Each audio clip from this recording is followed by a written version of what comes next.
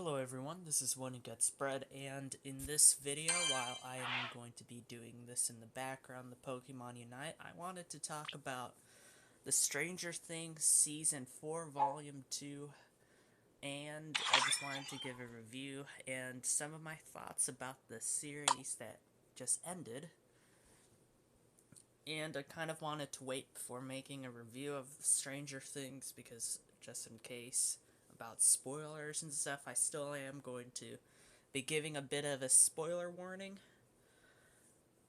In case you haven't seen Stranger Things Volume 2 of Season 4 yet, I am going to give a spoiler warning right now, but other than that, I'm going to try and say as little spoilers as I can, but I'm still going to try and talk about the series in a whole of that season, so yeah, I wanted to wait just in case people wanted to watch it, and so that's why I haven't made it. But alright, so we're going to be talking Stranger Things Season 4, Volume 2. What they did was split up Volume 4. They had the first part running from like May, and then they finished off with Part 2 starting on like July 4th or something like that, I think, if I remember correctly. It was all on Netflix, and last two episodes of the Stranger Things Season 4 were 2 hours or so. I think 2 hours 30 minutes was the last episode, and then I think the second to last was about like an hour 45 or 2 hours. Alright, so now let's talk about the characters overall. They grew a lot, so all of them, other than probably, here's some more spoilers a little bit here. Most of the characters did have like a completed arc, or they are fleshed out in the deepest way possible at the end. You have the three, of course, you have the three plots. There's people trying to save Max, so there's like Group A. Then you have the plot in Russia with Hopper and Joyce, as well as Murray and Yuri and the other guard. I can't remember his name, but you have that plot going on as well. And then you also have a subplot in California, with Argyle and Jonathan and Eleven, Mike and Will, and those people right there. And you kind of have this fourth plot too. I would count what was happening with Dr. Owens, the US government, and even Dr. Brenner, Papa. I would count that as like a fourth line of following the story. And so, what you have in the end of the season here in Volume 2 is this, like, congregation of all these different plots that they're coming together in, like, their climax. And it was very cool to see how the characters interacted. We had in that season, we had like different combinations of characters that haven't met in person. I don't want to get into many spoilers, but one of them from season 3 they finally meet in person with this in season 4 in both part 1, I think in part 1, but their part that they play is also in part 2. And you also get some more backstory on some of the parts in with the other characters. Let me just mute that part right there, so just in case people start speaking, I don't want to interrupt. Let's talk about now the location. So again, the locations are going to be shifting around like how you see it in Season 4, Part 1. You have, of course, the following in Russia, you have the following in California, and actually it's kind of in that area, it's kind of the West Coast, so I'm just going to say West Coast. And then you, of course, have Hawkins. This time, though, you have this, also you could say, the past as being one of the locations, too, because there's a big chunk of the story from the last part in Season 4, Part 1 that they actually pick up and they use in Part 2, and it has to do with some of the characters' past, specifically the main antagonist.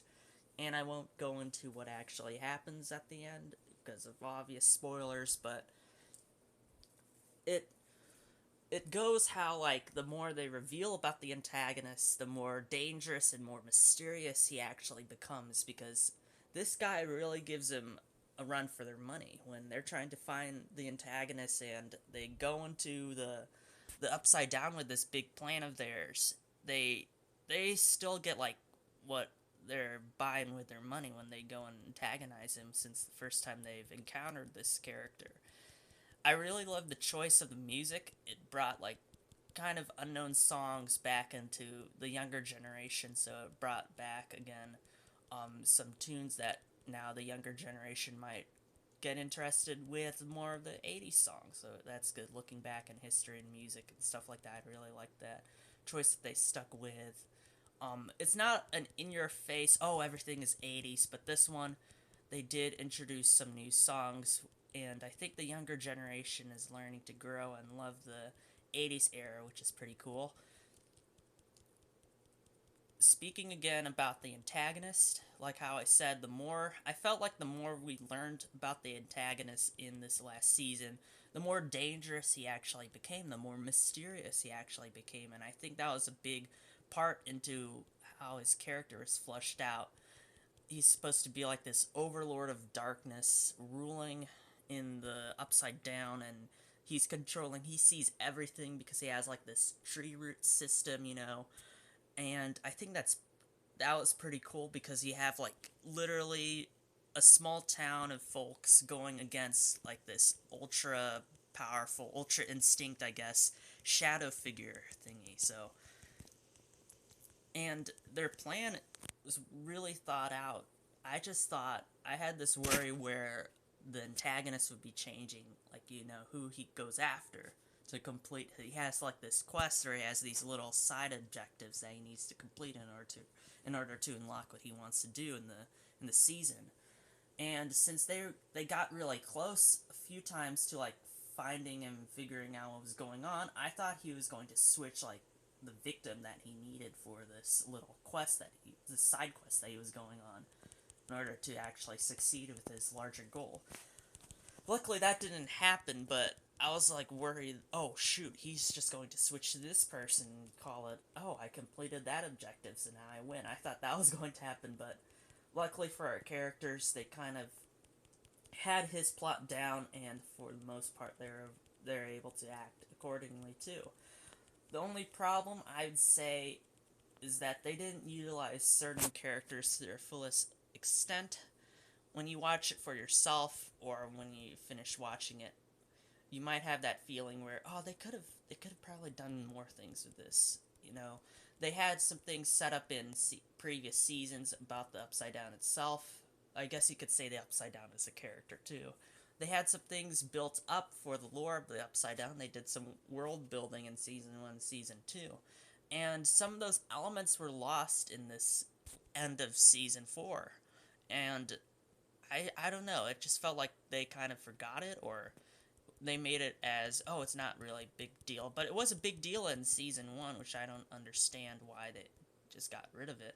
But anywho, there's some things for some of the characters, as well as some of the locations like the Upside Down, where they were building them up as they could have been more important, or they could have utilized them more, but they just didn't in the end. So maybe they're saving it for season 5, which is supposed to be the last season reportedly.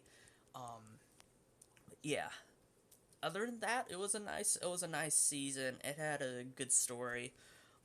It showed that they could get really close to uncovering all these mysteries if they work together, which is really good. It's a really good message. They just need to go in season 5. I think there's some stones that are left unturned, and hopefully they find all that stuff out in season 5, and I'm looking forward to that.